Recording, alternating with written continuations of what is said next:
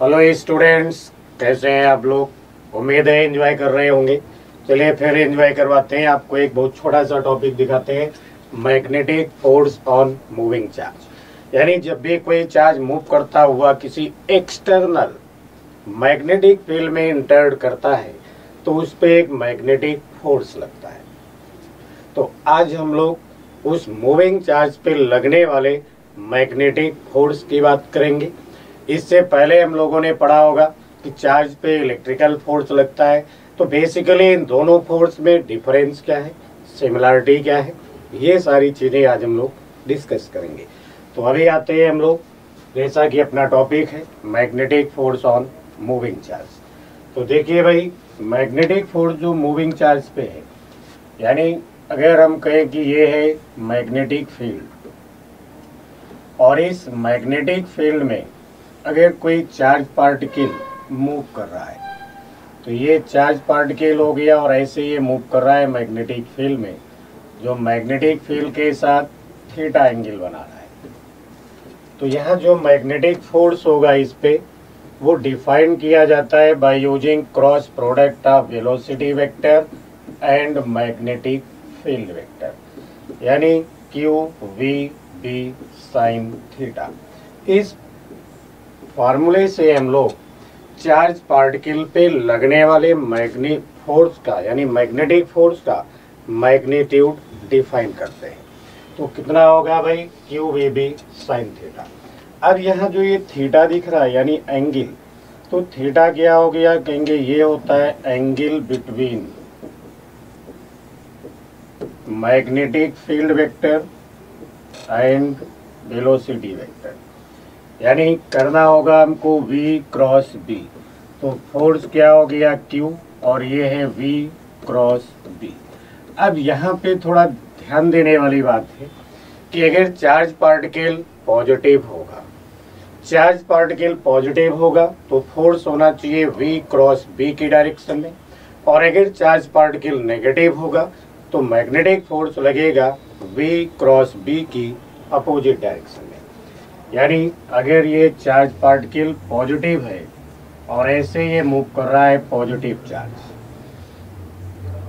और इस तरीके से आप करें कि ये है मैग्नेटिक फील्ड, दोनों के बीच में एंगल थीटा हो गया। अब आप यहाँ पे करेंगे क्रॉस प्रोडक्ट, यानी राइट हैंड की सारी फिंगर्स को स्ट्रेच करेंगे towards velocity vector and give natural turn towards magnetic field vector. Then direction of thumb, direction जो थंब की होगी उसी डायरेक्शन में मैग्नेटिक फोर्स लगेगा। यानी direction of thumb represent their cross product, और क्रॉस प्रोडक्ट का मतलब मैग्नेटिक फोर्स। तो अब मैग्नेटिक फोर्स किधर होना चाहिए, perpendicular to plane of board, और वो भी आउटवर्ड डायरेक्शन में।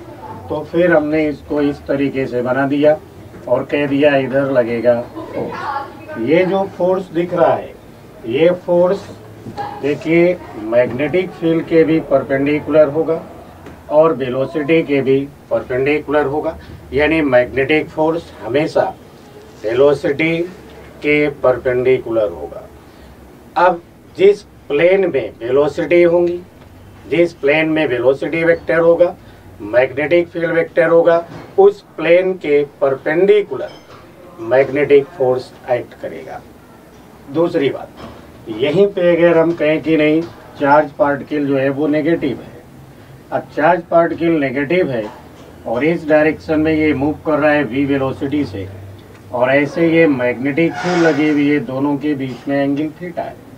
अब अगर हम करें v क्रॉस b, तो देखिए v क्रॉस b किधर जा रहा है, outward normal to plane of board, but negative charge है तो यहाँ पे फोर्स लगेगा इनवर्ड, यानी normal to plane of board, inward या into the plane of board, यानी यहाँ पे जो फोर्स होगा वो इस तरीके से मैग्नेटिक फोर्स एक्ट करेगा। ऐसे भी हम लोग समझ सकते हैं कि ये जो फोर्स है अभी भी देखिए वेलोसिटी के कैसे है परपेंडिकुलर, और इस मैग्नेटिक फील्ड के भी कैसे होगा परपेंडिकुलर। तो magnetic force always directed perpendicular to plane containing velocity vector and magnetic field vector, इन दोनों के परपेंडिकुलर होगा। इतनी बात समझ में आ गई होगी। चार्ज पार्टिकल अगर पॉजिटिव होगा तो फोर्स V क्रॉस B की डायरेक्शन में होगा। चार्ज पार्टिकल अगर नेगेटिव होगा तो फोर्स V क्रॉस B की अपोजिट डायरेक्शन में होगा। इतनी बेसिक सी कुछ बातें थी जो हम लोगों ने यहाँ पे डिस्कस कर लिया। अब आगे देखते हैं। तो आगे जब हम लोग चल कर के आए तो यहाँ पे हमने कह दिया कि अगर ये चार्ज पार्टिकल ऐसी मैग्नेटिक फील्ड में इसी डायरेक्शन में मूव कर रहा हो जिस डायरेक्शन में मैग्नेटिक फील्ड है, तो जब चार्ज पार्टिकल हमारा मूव करेगा कोलिनियर टू मैग्नेटिक फील्ड यानी फील्ड की डायरेक्शन में मूव करेगा, तो यहाँ पे वेलोसिटी और मैग्नेटिक फील्ड के बीच में जो एंगल बन रहा है वो तो जीरो हो जाएगा, और साइन जीरो की वैल्यू हम लोग पढ़ते हैं जीरो। तो यहाँ पे अगर हम मैग्नेटिक फोर्स की बात करें तो ये होना चाहिए था QVB साइन जीरो, यानी कोई फोर्स नहीं लगेगा। तो जब भी कोई चार्ज पार्टिकल मैग्नेटिक फील्ड के पैरेलल मूव करेगा तो उस पर कोई भी मैग्नेटिक फोर्स एक्ट नहीं करेगा। अब अगर इसी को हम कुछ इस तरीके से समझें, ये हो गई हमारी मैग्नेटिक फील्ड, और इस मैग्नेटिक फील्ड में जो हमारा चार्ज पार्टिकल है वो मूव कर रहा है opposite to direction of magnetic field. तो ऐसी कंडीशन में देखिए वेलोसिटी और मैग्नेटिक फील्ड दोनों अपोजिट हो गए। अपोजिट हो गए तो यहाँ पे एंगल जो बन रहा है वो होगा 180 डिग्री। साइन 180 क्या होता है भाई, जीरो होता है। अब साइन 180 जीरो होगा तो यहाँ पर भी जो मैग्नेटिक फोर्स होगा वो होना चाहिए QVB साइन 180, यानी वंस अगेन फोर्स क्या हो गया, जीरो। तो जब भी कोई चार्ज पार्टिकल मैग्नेटिक फील्ड के पैरेलल या एंटी पैरेलल मूव करेगा तो उस पर कोई मैग्नेटिक फोर्स एक्ट नहीं करेगा। इसके अलावा अगर हम कहें कि ये है हमारे पास में मैग्नेटिक फील्ड और हमने ले जा करके किसी चार्ज पार्टिकल को रख दिया, पॉजिटिव चार्ज है और इसकी वेलोसिटी जीरो है, यानी यहाँ पे क्या हो गया, कहेंगे चार्ज एट रेस्ट। तो जब चार्ज रेस्ट पे होगा यानी मूव नहीं करेगा तो ऐसी कंडीशन में भी मैग्नेटिक फोर्स जीरो होगा, क्योंकि QAB sine theta V zero. यानी हम ये कह सकते हैं कि मैग्नेटिक फोर्स केवल मूविंग चार्ज पे ही एक्ट करता है, स्टेशनरी चार्ज पे एक्ट नहीं करता है, यानी यहाँ पे कोई मैग्नेटिक फोर्स नहीं लगेगा। लेकिन सोचने वाली बात है कि अगर हम कहते हैं कि ये है हमारे पास इलेक्ट्रिक फील्ड और इस इलेक्ट्रिक फील्ड में अगर हम रख देते इस चार्ज को तो फिर इस डायरेक्शन पे इस पे एक फोर्स लग जाता जो होता Q। समझ गए? यानी जो इलेक्ट्रिकल फोर्स होता है, इलेक्ट्रिकल फोर्स वो फील्ड की डायरेक्शन में होता है, लेकिन जो मैग्नेटिक फोर्स होता है वो मैग्नेटिक फील्ड के परपेंडिकुलर होता है। दूसरी चीज, वेलोसिटी को जीरो करने पे मैग्नेटिक फोर्स क्या हो गया, जीरो। यहाँ अगर हम रेस्ट पे भी रख दें तो भी QE से एक्सेलरेट करवा देगा, मूव करवा देगा, यानी इलेक्ट्रिकल फोर्स स्टेशनरी चार्ज पे एक्ट करता है, स्टेशनरी चार्ज को एक्सेलरेट कर सकता है, मूव करवा सकता है, बट मैग्नेटिक फोर्स केवल और केवल मूविंग चार्ज पे एक्ट करेगा, वेलोसिटी के परपेंडिकुलर एक्ट करेगा। या हम कह सकते हैं कि मैग्नेटिक फोर्स जो होता है वो वेलोसिटी डिपेंडेंट होता है या मोशन डिपेंडेंट फोर्स होता है मैग्नेटिक फोर्स। इतनी बात समझ गए भाई? तो जब हम इन सारी बातों को डिस्कस कर रहे हैं तो एक चीज और देखते हैं कि अगर ऐसे हम कहें कि ये हो गई मैग्नेटिक फील्ड और ये मैग्नेटिक फील्ड यहाँ पे कैसी है, into the plane of board, और इस into the plane of board में अगर हम किसी चार्ज पार्टिकल को यानी इस तरीके से अगर इस चार्ज पार्टिकल को हम मूव करवाएं तो यहाँ V क्रॉस B की डायरेक्शन किधर होगी, ये होगी। अब ये V क्रॉस B की डायरेक्शन है, यहीं पे Q से मल्टीप्लाई कर दें तो यही हो गया मैग्नेटिक फोर्स। अब मैग्नेटिक फोर्स किधर लग रहा है, देखिए मोशन की परपेंडिकुलर, वेलोसिटी के परपेंडिकुलर, और वो सारे फोर्स जो वेलोसिटी के परपेंडिकुलर होते हैं वो कोई भी वर्क नहीं करते हैं, क्योंकि वेलोसिटी के परपेंडिकुलर जो फोर्स होते हैं वो स्पीड के यानी वेलोसिटी के मैग्नीट्यूड को चेंज नहीं करते हैं, वेलोसिटी की डायरेक्शन को कंटिन्यूअसली चेंज करते हैं। या हम कह सकते हैं कि जो फोर्स वेलोसिटी के परपेंडिकुलर होते हैं वो सेंट्रीपिटल फोर्स प्रोवाइड करते हैं। अब सेंट्रीपिटल फोर्स प्रोवाइड करेंगे तो ये पार्टिकल जो है हमारा सर्कुलर मोशन करना स्टार्ट कर देगा, यानी इस फील्ड में ये करेगा सर्कुलर मोशन। तो यहाँ पे अगर हम कुछ इस तरीके से देखें, यानी हम कह रहे हैं कि यहाँ पे जो चार्ज पार्टिकल है वो इंटर्ड हो गया हमारा इस तरीके की मैग्नेटिक फील्ड में। जो मैग्नेटिक फील्ड है यहाँ पे into the plane of board, इस तरीके से ये मैग्नेटिक फील्ड है और इस मैग्नेटिक फील्ड में ये चार्ज पार्टिकल इंटर्ड हो गया। अब ये चार्ज पार्टिकल इंटर्ड हो गया तो यहाँ इस चार्ज पार्टिकल पे जब ये चार्ज पार्टिकल हमारा इस पॉइंट पे होगा तो वेलोसिटी किधर होती है, रेडियस के परपेंडिकुलर, या हम कहेंगे कि टेंजेंशियल टू पाथ, और v क्रॉस b करेंगे तो इस डायरेक्शन में हो गया भाई मैग्नेटिक फोर्स। अब मैग्नेटिक फोर्स और वेलोसिटी दोनों के बीच में एंगल क्या हो गया, 90 डिग्री। अब यहाँ जब एंगल 90 डिग्री हो गया तो हम अगर पावर की बात करें, पावर कितना होगा, पावर क्या सप्लाई होगी, तो पावर होता है F vector dot V vector, यानी अगर लिखते हैं तो ये होता है FV cos 90।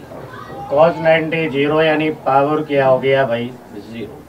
यानी magnetic force during motion of charge particle in magnetic force, power supply क्या करेगा, जीरो। अब जब कोई पावर सप्लाई नहीं होगी, यानी यहाँ इसको पावर की सप्लाई नहीं मिल रही होगी, तो क्या होगा, तो फिर होगा ये कि हम लोग पढ़ते हैं वर्क, यानी पावर की अगर बात करें तो ये होता है रेट ऑफ डूइंग वर्क, यानी dW/dt। अब पावर तो जीरो हो गया तो dW इज इक्वल क्या होता है, pdt।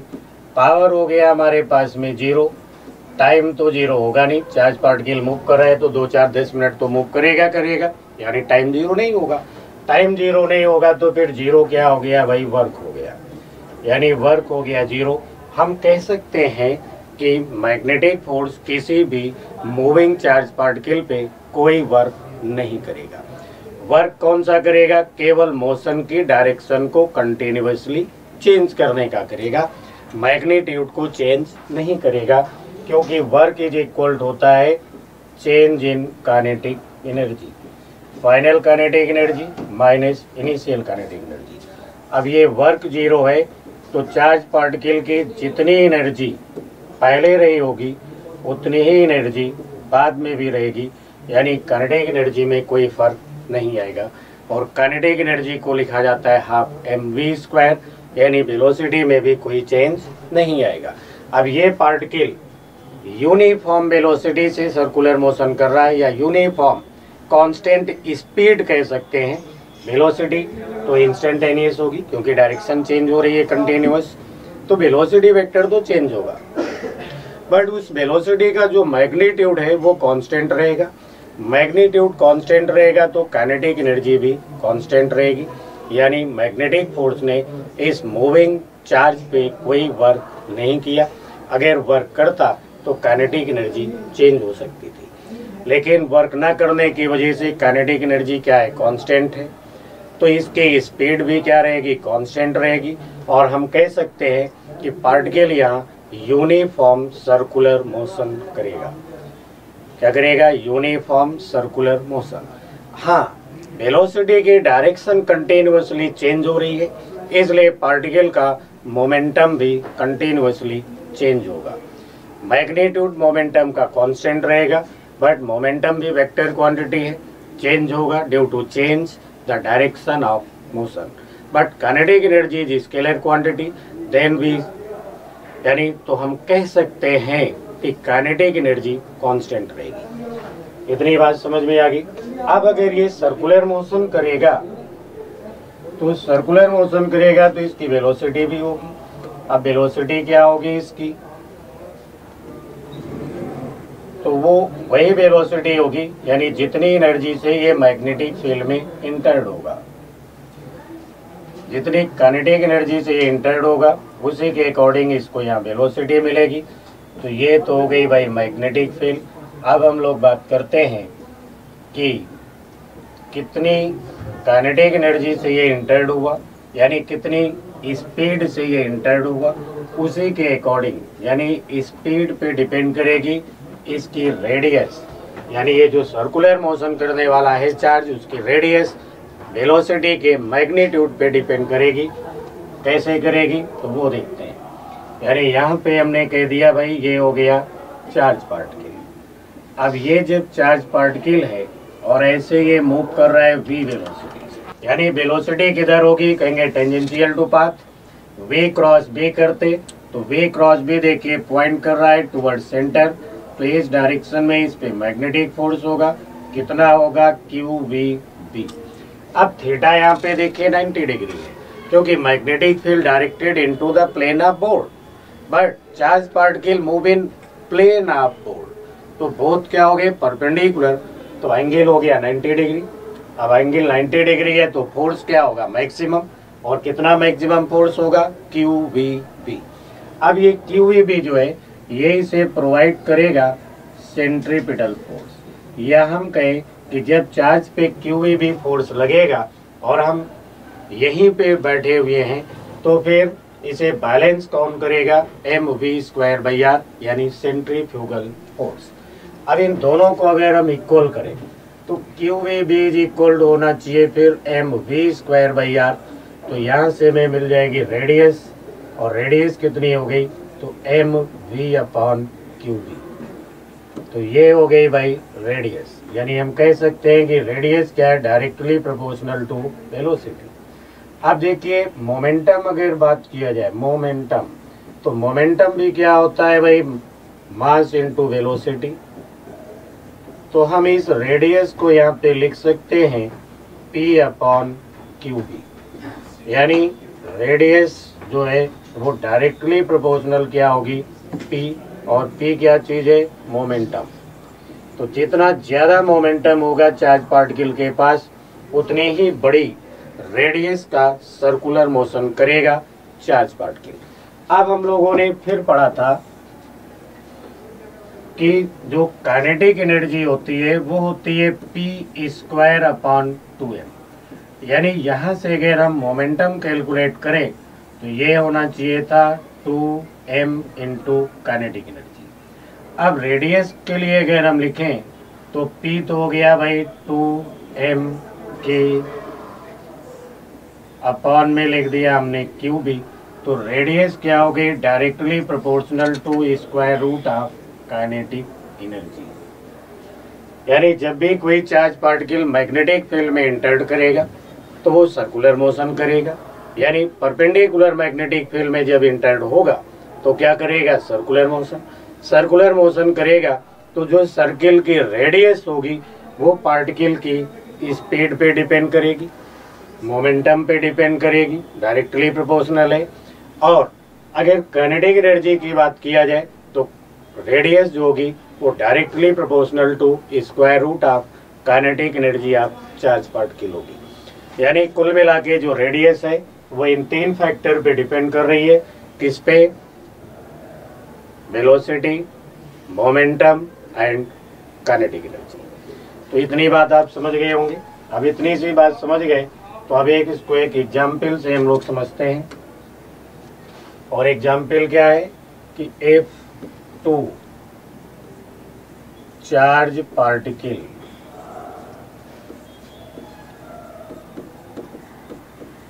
of charge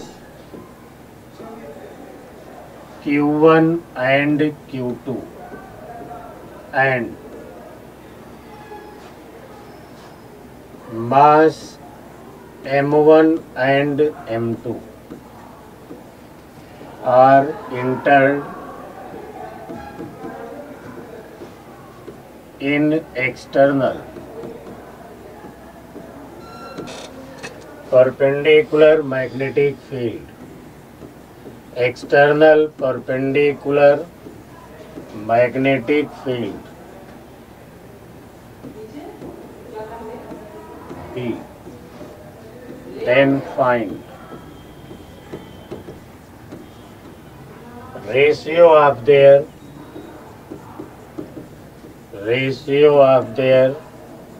radii.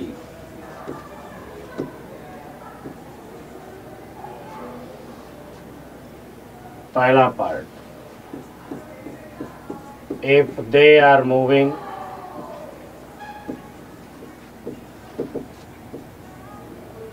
with same momentum,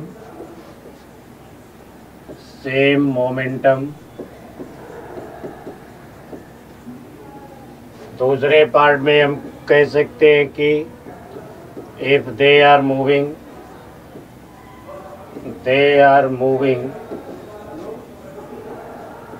with same kinetic energy,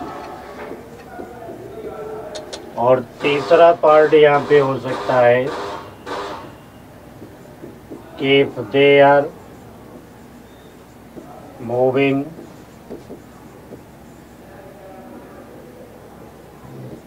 with same potential difference,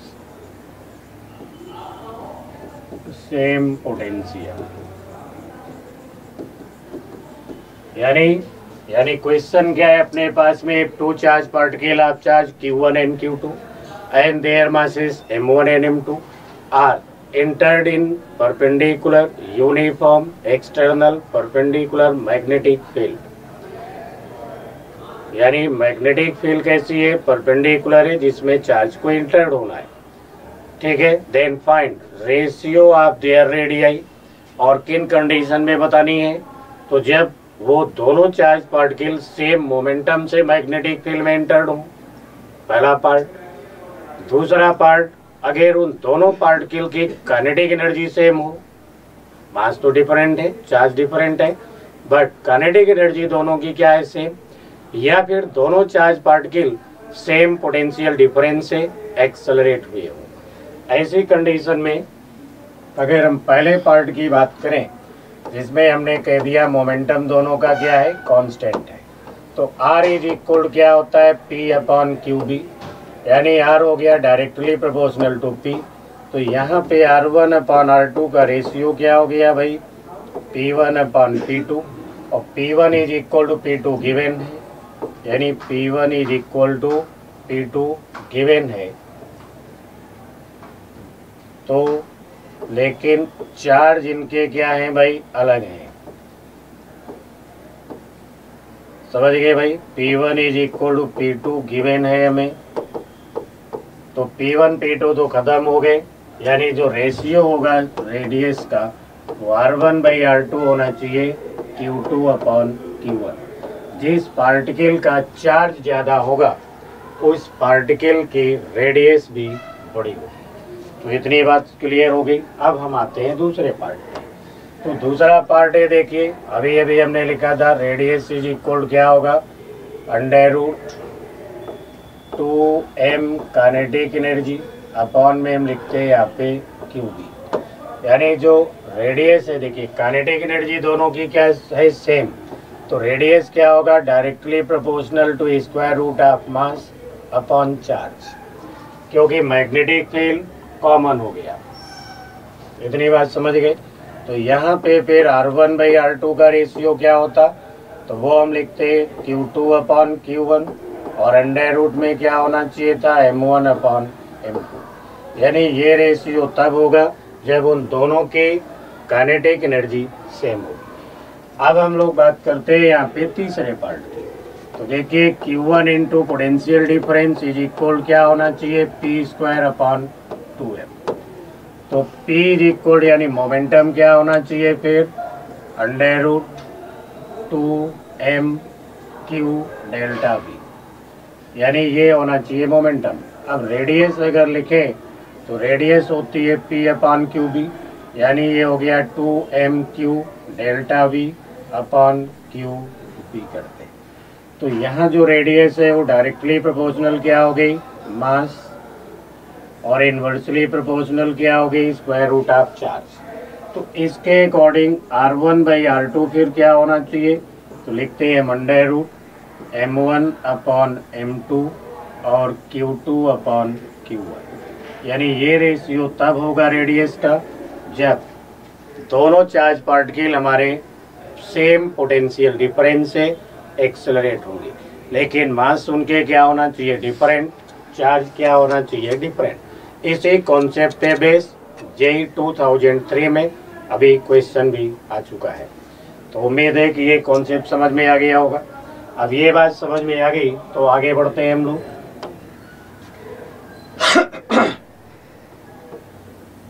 तो आगे देखिए, ये हो गया भाई सर्कुलर पाथ, और इस पाथ में ये चार्ज पार्टिकल है जो सर्कुलर मोशन कर रहा है। अब सर्कुलर मोशन कर रहा है, वेलोसिटी इसकी v है, इधर सेंटर की तरफ मैग्नेटिक फोर्स लग रहा है QEB। तो ये जो पार्टिकल घूम रहा है तो इसमें एंगुलर डिस्प्लेसमेंट भी होगा, एंगुलर वेलोसिटी भी होगी। अब अगर हम एंगुलर वेलोसिटी की बात करें कि इसमें कितनी एंगुलर वेलोसिटी होगी, तो एंगुलर वेलोसिटी के लिए अभी देखिए R इज इक्वल हम लोगों ने लिखा mv upon QB।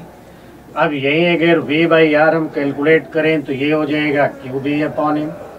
Angular velocity होती है v/r, तो ओमेगा यहाँ पे क्या हो गया, QB अपॉन m।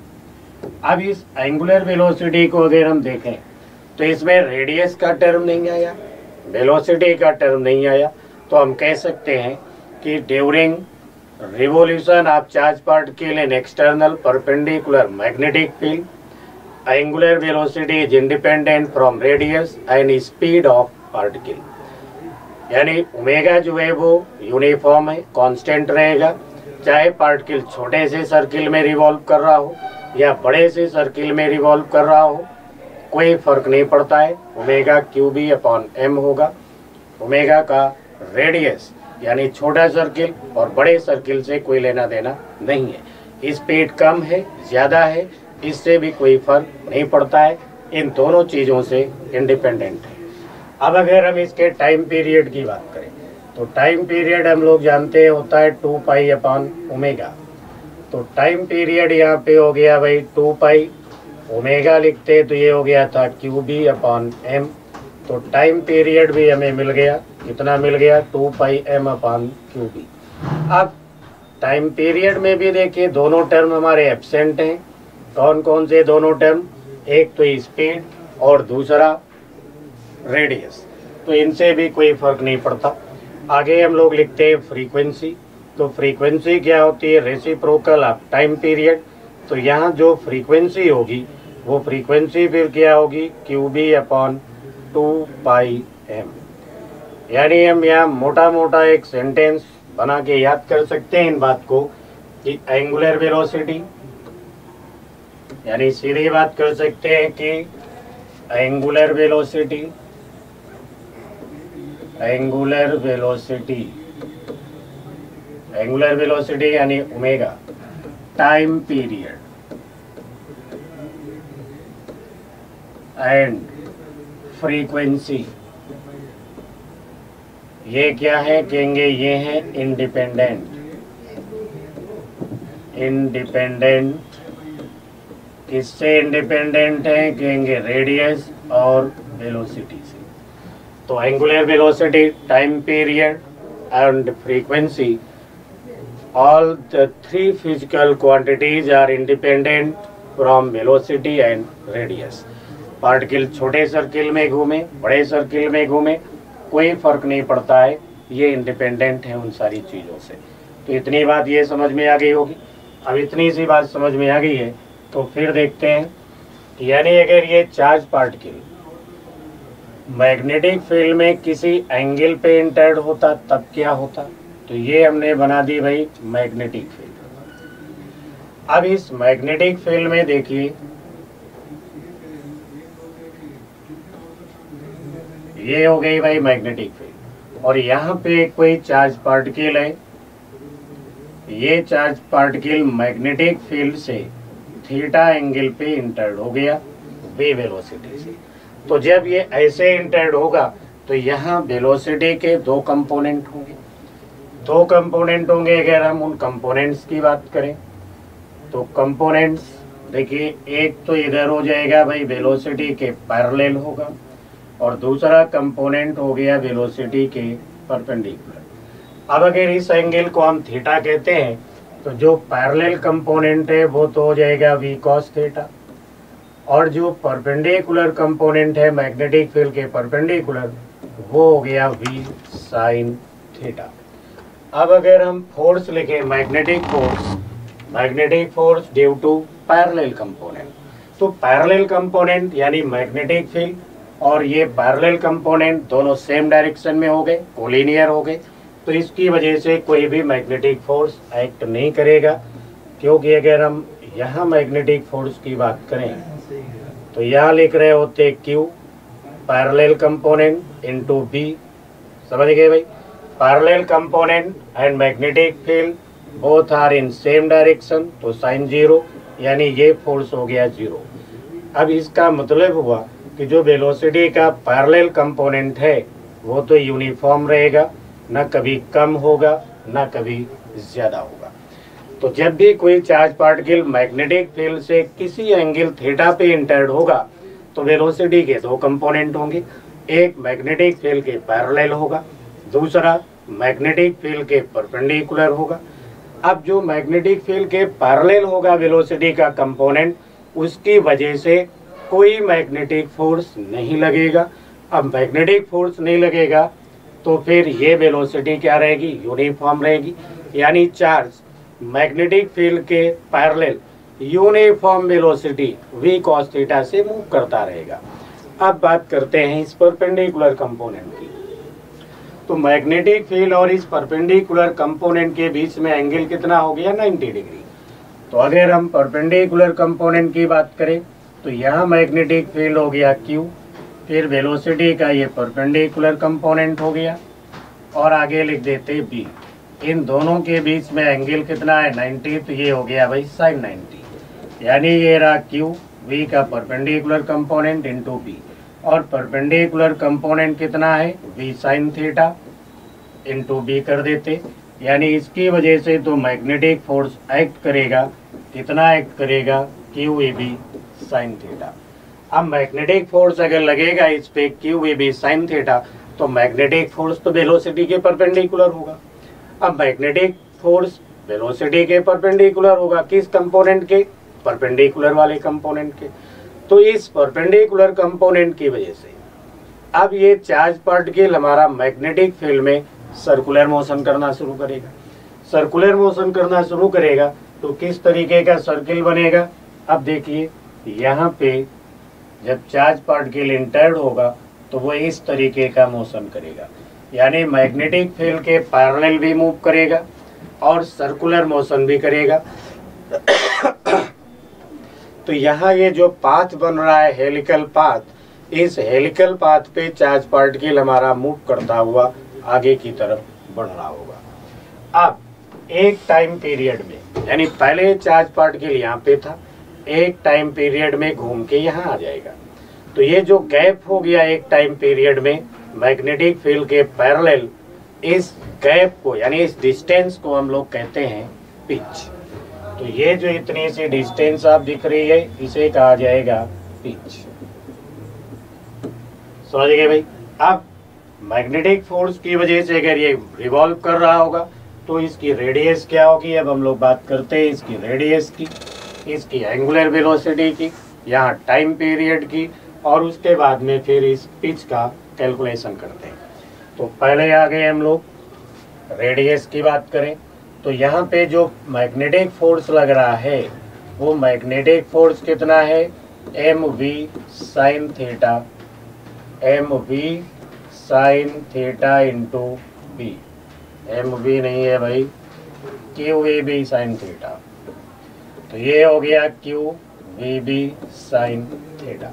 अब यही मैग्नेटिक फोर्स क्या प्रोवाइड करेगा, सेंट्रीपिटल फोर्स। तो अब कितनी वेलोसिटी से सर्कुलर मोशन करेगा, तो वो है V साइन थीटा। तो ये हो गया भाई m/r और V साइन थीटा का स्क्वायर कर देंगे, ये हो गया QVB साइन थीटा। यानी सर्कुलर मोशन कितनी स्पीड से करेगा, v साइन थीटा से, और v कॉस थीटा से मैग्नेटिक फील्ड के पैरेलल मूव करेगा। तो यहाँ पे जब हम रेडियस की बात करेंगे तो ये होगा फिर m v sine theta upon q B. तो रेडियस इस समय हो गई m v sine theta upon q B, यानी अभी भी रेडियस क्या है, परपेंडिकुलर टू मोमेंटम, लेकिन रेडियस क्या है, अभी भी है directly proportional to momentum, but momentum का कौन सा कंपोनेंट चाहिए, परपेंडिकुलर कंपोनेंट। तो रेडियस हो गई m v sine theta upon q B. अब यहाँ अगर हम एंगुलर वेलोसिटी की बात करें तो एंगुलर वेलोसिटी क्या होती है, वो होना चाहिए v बाई आर। तो वेलोसिटी है v साइन थीटा जिससे सर्कुलर मोशन कर रहा है, और हम लोगों ने रेडियस लिख रखा है m v sine theta upon q B. तो यहाँ जो एंगुलर वेलोसिटी होगी यानी v sine theta upon r, once again फिर मिल गई हमको क्यू बी अपॉन एम। तो यहाँ जो एंगुलर वेलोसिटी है वो देखिए एंगल से क्या हो गई, इंडिपेंडेंट। तो ओमेगा क्या हो गया, कहेंगे इंडिपेंडेंट फ्रॉम एंगल। तो चार्ज पार्टिकल की रेडियस तो एंगल पे डिपेंड कर रही है, बट जो एंगुलर वेलोसिटी होगी वो एंगल पे डिपेंड नहीं करेगी। अब ये नहीं करेगी तो टाइम पीरियड का क्या होगा, टाइम पीरियड भी होता है 2 पाई अपॉन एम। तो यहाँ टाइम पीरियड भी क्या हो जाएगा, 2 पाई टाइम पीरियड 2 पाई एम अपॉन क्यू बी, यानी टाइम पीरियड भी हो गया इंडिपेंडेंट फ्रॉम एंगल। फ्रीक्वेंसी की अगर बात किया जाए तो ये होती है रेसिप्रोकल ऑफ टाइम पीरियड, यानी यहाँ जो फ्रीक्वेंसी होगी वो भी हो जाएगी क्यू बी अपॉन 2 पाई एम। तो हम यहाँ पे हमने एक ही रिजल्ट निकाला अभी तक कि angular velocity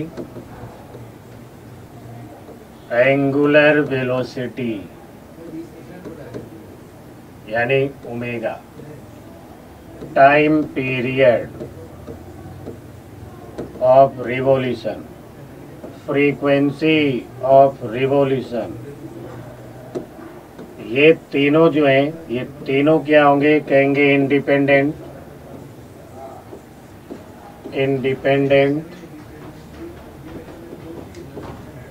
from angle, velocity and radius of circle या सर्कुलर पाथ। तो ये तीनों ही एंगल से इंडिपेंडेंट होंगे, रेडियस से कोई लेना देना नहीं, स्पीड से भी इनका कोई लेना देना नहीं है, ये तीनों इंडिपेंडेंट हो जाएंगे। अब आगे देखते हैं, थोड़ा सा बात कर रहे हैं हम लोग पिच की। तो पिच यहाँ पे जो होगा, तो पिच अभी हम लोगों ने ऐसे बना रखा था, ये मैग्नेटिक फील्ड, और ऐसे हमने चार्ज पार्टिकल को इंटर्ड करवाया था, चार्ज पार्टिकल हमारा ऐसे मूव भी कर रहा था। तो ये जो इतनी सी डिस्टेंस है इसी को हम लोग कहते हैं पिच। अब ये इस डायरेक्शन में जो इसको ले जाने के लिए रिस्पॉन्सिबल वेलोसिटी है वो वेलोसिटी है v cos थीटा यानी पैरेलल कंपोनेंट। तो पिच की अगर हम लोग बात करें तो ये हो गया parallel component of velocity into time period. तो एक टाइम पीरियड में यानी चार्ज पार्टिकल एक रिवॉल्यूशन करने में जितना टाइम लगेगा, यानी एक टाइम पीरियड में मैग्नेटिक फील्ड के पैरेलल जितनी डिस्टेंस मूव करेगा उसे कहते हैं पिच।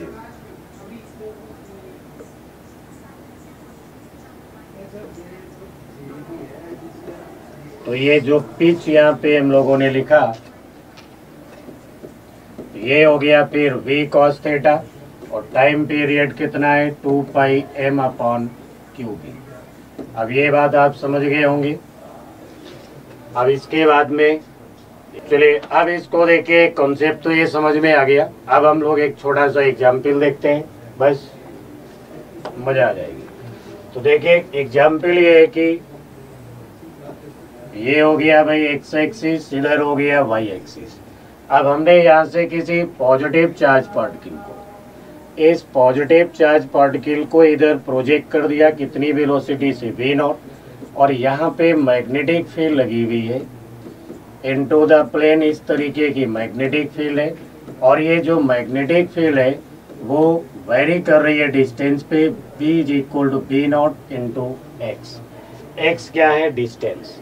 यानी इस कंडीशन में मैग्नेटिक फील्ड किधर है? Into the plane of board, और मैग्नेटिक फील्ड किस पे डिपेंड कर रही है? एक्स पे।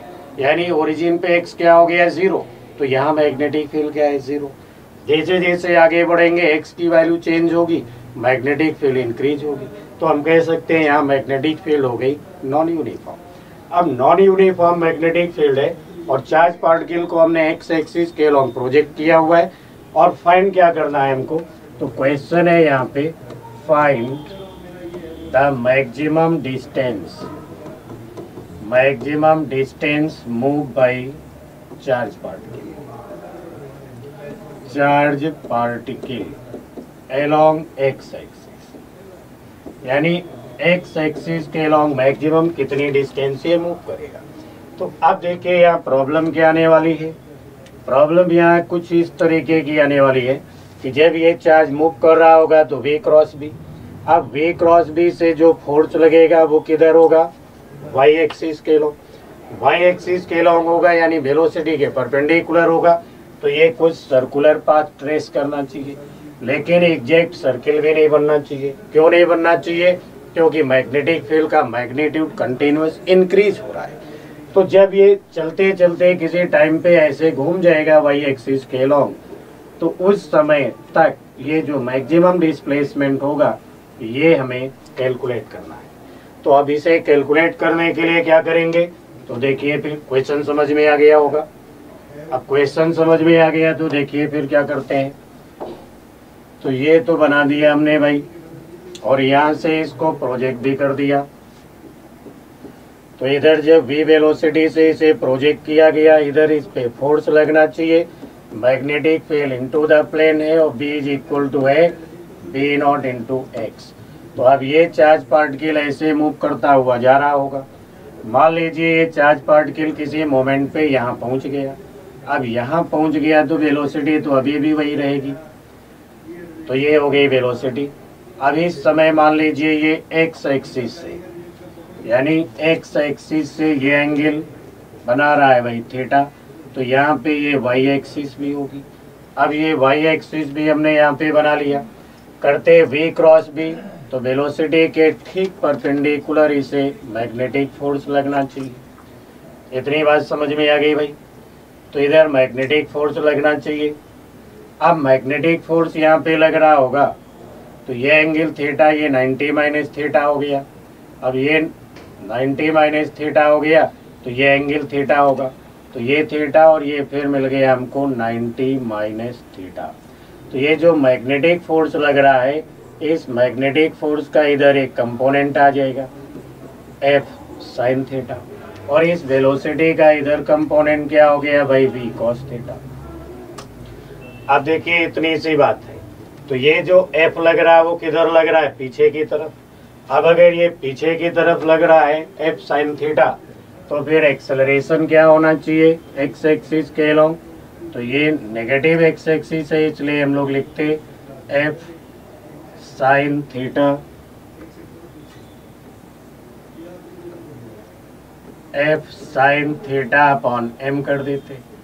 एफ कितना होगा? तो ये हो गया भाई q we B sine theta upon M. ये हो गया एक्सेलरेशन जो एक्स एक्सिस के अलोंग एक्ट कर रहा होगा, क्योंकि फोर्स इधर है तो रिटार्डेशन इतना होना चाहिए। अब इस मोमेंट पे अगर इतना सा ये रिटार्डेशन है तो इधर वेलोसिटी क्या है? v cos theta. अब ये जो v cos थीटा है इसमें वेलोसिटी का मैग्नीट्यूड क्या रहेगा? कांस्टेंट, बट एंगल कंटिन्यूअस क्या हो रहा है? चेंज। तो अगर हम ऐसे लिखे vx, तो vx क्या हो गया भाई? v cos theta. और इसको अगर हम डिफरेंशिएट कर लें dvx अपॉन dt, तो फिर जानते हैं वेलोसिटी का मैग्नीट्यूड तो कांस्टेंट है। अब इसे डिफरेंशिएट कर देते तो ये हो गया था minus sign theta d theta upon D T. यानी यहाँ से हमें जो एक्सेलरेशन मिलेगा एलोंग एक्स एक्सिस वो हो गया minus v sine theta d theta upon D t. अब एक ही पार्टिकल है और उसके हॉरिजॉन्टल डायरेक्शन के हमने एक नहीं दो एक्सेलरेशन कैलकुलेट किए। एक एक्सेलरेशन क्या है q we B sine theta upon m और दूसरा एक्सेलरेशन है minus v sine theta d theta upon D T. तो अगर इन दोनों एक्सेलरेशन को हम इक्वल करके लिखें यानी हम यहाँ पे लिख ले minus q we B sine theta upon m, तो इधर भी हम लिख सकते हैं माइनस वी और sine theta d theta upon D t. समझ गए भाई।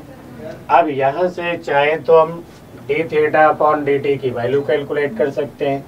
तो देखिए भाई यहाँ से d theta upon D t कितना मिलेगा, साइन थीटा से भाई साइन थीटा कैंसिल हो गया यानी साइन थीटा से साइन थीटा कैंसिल हो गया, वी से वी भी कैंसिल हो गया, तो मिला के हमको D theta upon D T minus भी कैंसिल हो गया। कितना मिला D theta upon D T, तो ये हो गया क्यू बी अपॉन एम। समझ गए भाई। But B is given as B naught into x upon M, ये हो गया D theta upon D T यानी D theta upon D T क्या है, एंगुलर वेलोसिटी। एंगुलर वेलोसिटी भी किस पे डिपेंड कर रही है, एक्स पे। अब इतनी सी बात समझ में आ गई। अभी हमने लिखा था हॉरिजॉन्टल डायरेक्शन की वेलोसिटी कितनी है, वी कॉस थीटा। इस वी एक्स को हम लिख सकते हैं D x upon D T, तो D x upon D T is equal क्या हो गया भाई, वी कॉस थीटा। ये दूसरी इक्वेशन होगी। अब अगर इन दोनों को हम आपस में डिवाइड कर लें, आपस में इन दोनों को अगर डिवाइड करें तो ये हो गया भाई D theta upon D T और ये हो गया भाई डी एक्स, ऊपर हो गया डी टी। अब यहाँ पे अगर हम लिखेंगे तो हो गया q B naught into x upon m और ये हो गया वी कॉस थीटा। समझ गए भाई। तो डी टी से डी टी तो भाई कैंसिल हो गया, यहाँ मिल गया हमको डी थीटा और ये हो गया q B naught upon m v. Cos theta को भी इधर ले आओ तो कॉस थीटा डी थीटा और ये हो गया भाई एक्स डी एक्स। समझ गए भाई। यानी मिला के हमें cos theta d theta q B naught upon m v x और डी एक्स। अब इसी को आगे अगर हम सॉल्व कर लें यानी cos theta d theta is equal to q B naught x d x upon m v. अब इनको अगर इंटीग्रेट कर लें तो भाई देखिए जब कोई चार्ज पार्टिकल यहाँ से जो इंटर्ड हुआ, अब यहाँ से ये जो इंटर्ड हुआ ये घूमता हुआ जब ऐसे हो जाएगा यानी इसकी टोटल वेलोसिटी परपेंडिकुलर हो जाएगी, थीटा 90 हो जाएगा, तो ये मैक्सिमम इधर कितनी डिस्टेंस चल के गया, यही डिस्टेंस हमें कैलकुलेट करनी है।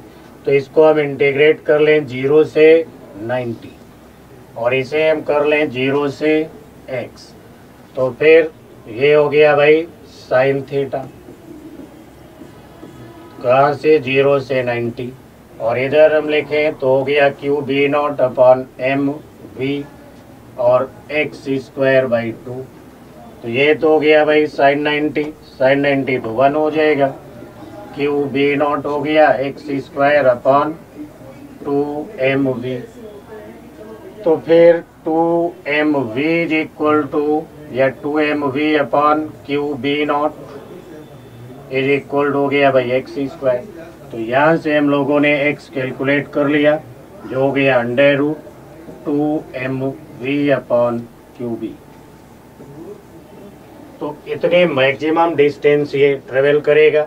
तो ये मैग्नेटिक फोर्स के कुछ क्वेश्चन होते हैं इस तरीके से जो आपको सोचने होंगे, किधर फोर्स लगेगा, तो बड़े आसान से होते हैं और आप बड़े आराम से कर लोगे क्योंकि आप लोग तो समझदार आदमी हैं। थोड़ा सा देखा, बाकी तो आप खुद ही करते हैं। ठीक है, तो भाई उम्मीद है कि अच्छा लगा होगा, एंजॉय करेंगे आप इसमें। ठीक है भाई, एंजॉय कीजिए। मस्त रहिए और फिर मिलिए अगले कॉन्सेप्ट के साथ। तब तक के लिए नमस्कार।